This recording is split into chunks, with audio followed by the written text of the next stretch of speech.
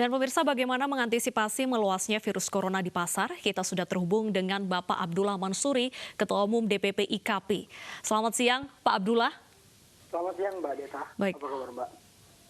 Pak Abdullah, pasar menjadi Ya. klaster baru penyebaran virus corona. Apakah memang cukup sulit untuk menerapkan protokol kesehatan seperti jaga jarak di pasar?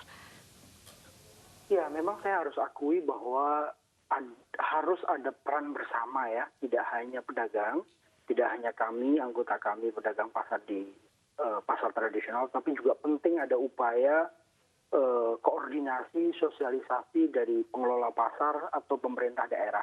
Memang harus kami akui beredarnya isu dan terus berkembangnya bahwa COVID ini tidak benar ada di lapisan paling bawah, itu menjadi catatan paling penting sehingga masyarakat kita khususnya pedagang antara percaya atau tidak.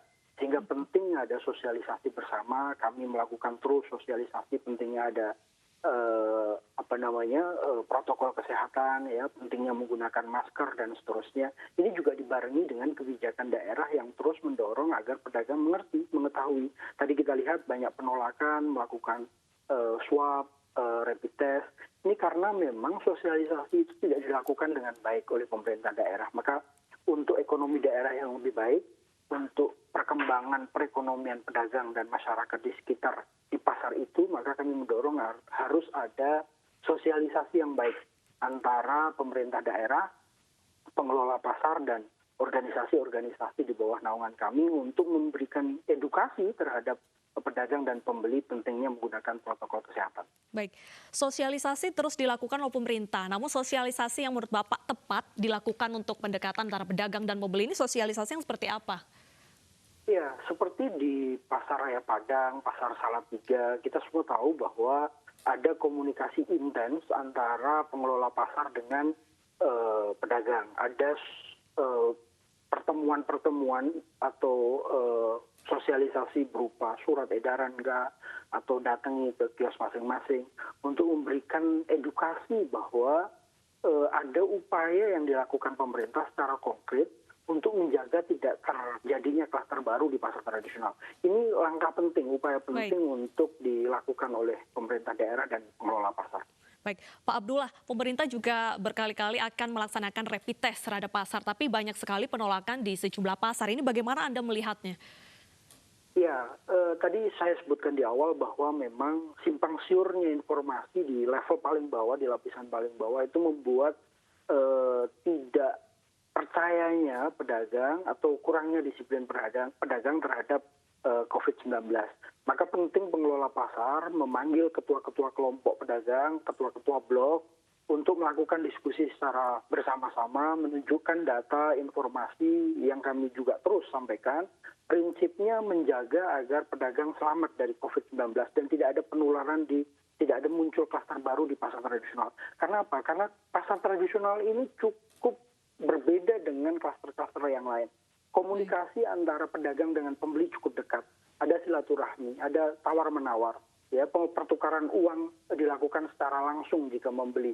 Ini potensi penularannya cukup tinggi. Maka penting dilakukan sosialisasi dari hati ke hati.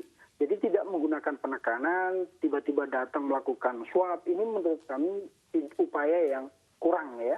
Maka datang, ajak diskusi, sosialisasikan bagaimana dampak jika itu terjadi, bagaimana untuk keluarga mereka. Kami yakin jika itu dilakukan secara baik ya dari hati ke hati dan tidak mengganggu perekonomian daerah. Ini persoalan perekonomian juga, Mbak, persoalan perut. Kita tahu bahwa perekonomian di masa PSBB ini pedagang mengalami penurunan omset cukup tinggi, 65% kami mencatat.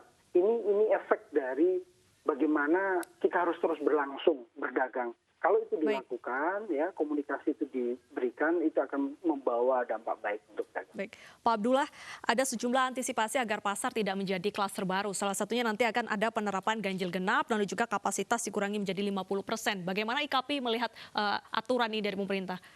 Ya, jadi aturan itu baru ditertibkan di DKI Jakarta. Walaupun begitu, kami terus berupaya berkomunikasi ulang dengan pemerintah DKI Jakarta untuk upaya yang dilakukan penertiban genap ganjil itu adalah upaya terakhir. kami mendorong agar pemerintah tetap melakukan membuka pasar tanpa mengurangi jumlah pedagang, tetapi menggunakan protokol-protokol yang lain. Alternatif yang lain cukup banyak. Yang paling penting adalah kami mendorong agar pemerintah daerah melakukan langkah-langkah terlebih dahulu. Apa itu langkah-langkahnya? Mensosialisasikan menggunakan masker, di depan pasar dilakukan cek suhu badan, terus disemprot desinfektan secara terus-menerus.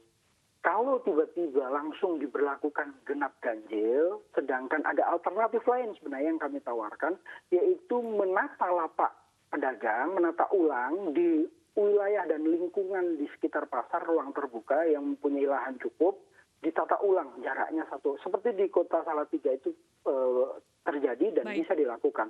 Kami berharap itu dulu langkah dilakukan, tunjukkan kepedulian pemerintah daerah melakukan protokol kesehatan, baru itu kalau memang tidak ada pilihan lain baru menggunakan genap ganjil. Baik Pak Abdullah, berarti kuncinya dalam menekan angka ini adalah sosialisasi dan pendekatan dari hati-hati antara pemerintah dan juga pedagang pasar. Terima kasih atas waktunya Pak Abdullah.